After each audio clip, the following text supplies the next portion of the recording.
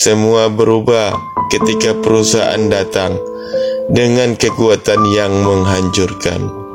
Mereka bukan hanya meminum air kami, memakan makanan kami, mereka juga meluluhlantakkan semua sumber kehidupan kami. Kebun dan tanah pertanian dihancurkan. Adat istiadat luhur kami tak dianggap. Pemukiman kami digusur paksa.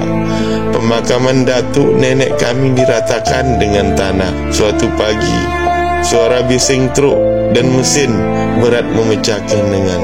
Orang-orang perusahaan datang dengan alat berat dan aparat keamanan, merampas kebun Tok Mundo tanpa ampun. Tok Mundo yang mencoba melawan diseret paksa, tubuhnya yang kurus tak berdaya melawan kekuatan mereka. Suara tangisnya dan protesnya tenggelam di bawah deru mesin. Dengan mata yang berurai air mata, ia hanya bisa menyaksikan pohon karet yang dirawatnya selama bertahun-tahun ditebang dan dihancurkan. Tok Mundo dari jauh berteriak, "Ini tanah saya, kalian tidak berhak." Namun tidak ada yang mendengarnya, hanya suara mesin dan teriakan aparat yang menyuruhnya pergi.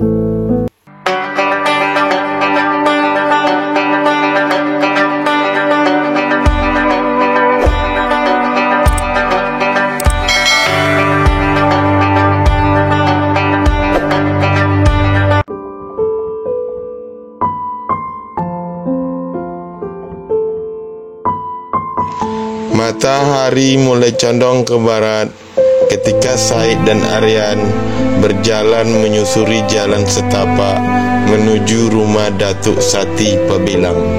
Lelaki sepuh itu dikenal sebagai salah satu dari sekian banyak saksi pelaku sejarah yang masih hidup.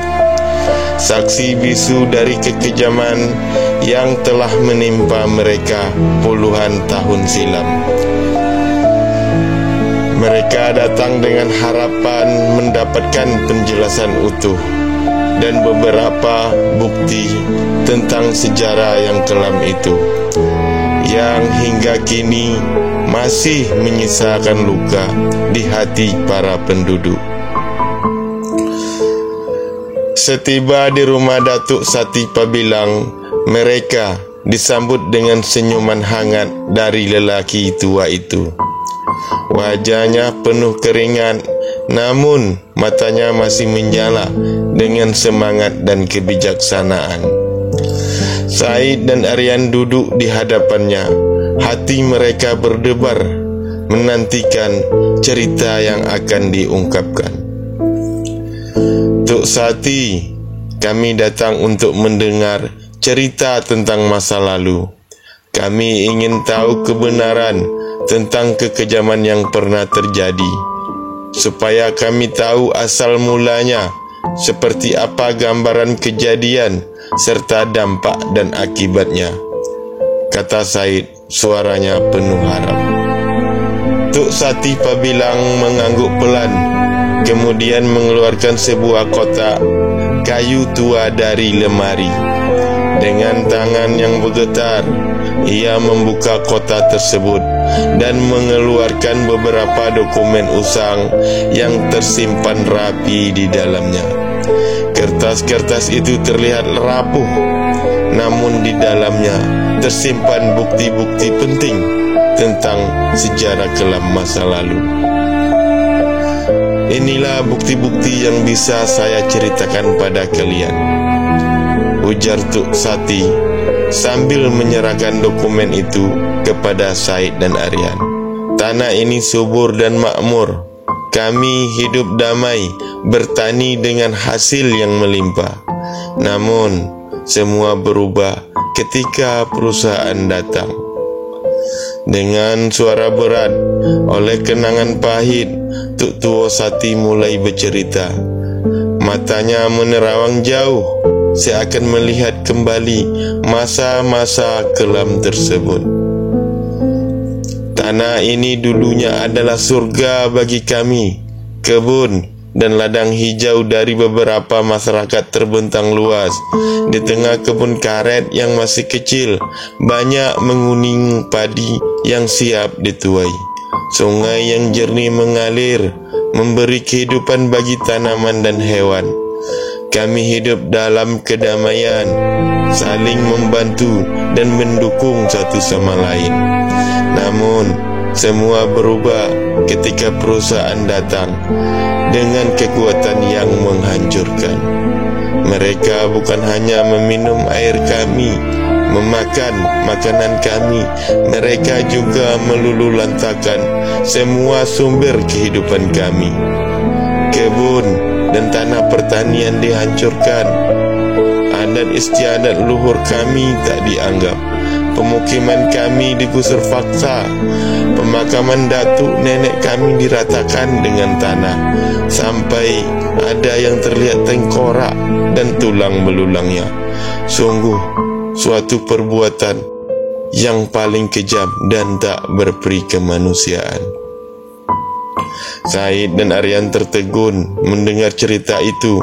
Mereka membaca dokumen yang menunjukkan bukti-bukti penggusuran paksa, surat-surat tanah yang diambil tanpa kejelasan dan ganti rugi, serta foto-foto yang menggambarkan kehancuran perkampungan. Tuk Mundo, seorang petani karet yang berdedikasi, menjadi korban pertama. Ia selalu bangun sebelum fajar, menyusuri jalan setapak yang menghubungkan rumahnya dengan kebun karet yang telah menjadi bagian dari hidupnya. Namun, suatu pagi, suara bising truk dan mesin berat memecah keheningan. Orang-orang perusahaan datang dengan alat berat dan aparat keamanan, merampas kebun Tuk Mundo tanpa ampun. Tuk Mundo yang mencoba melawan diseret paksa, tubuhnya yang kurus tak berdaya melawan kekuatan mereka. Suara tangisnya dan protesnya tenggelam di bawah deru mesin.